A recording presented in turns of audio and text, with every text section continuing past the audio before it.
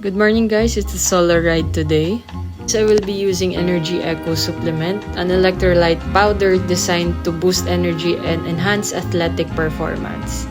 Shake or stir lang ng maayos bago inumin guys ha, napasobra niyo sa akin. Masarap naman siya. Ang ruta natin today ay Barangay Concepcion to Bruns Cafe. Thank God it's a nice weather today in Bacolod and mabuti na lang maayos yung pakaramdam ko after mag-out and nag-bike na po tayo. Hi tayo sa fellow cyclist dyan. Laking tulong nga ng Energy Eco kasi malakas na ako pumadyak dyan. Tapos paahon pa yan. Good thing walang sasakyan nung paahon ako dyan. Tapos nakita ko tong 3 puppies. Tinabi ko na lang sila kasi baka masagasaan eh. At nandito na po tayo sa Bruns Cafe where I ate my breakfast. Done eating breakfast and pauwi na ako. So medyo chill na lang po tayo pauwi. So guys, ride safe and thank you Energy Eco.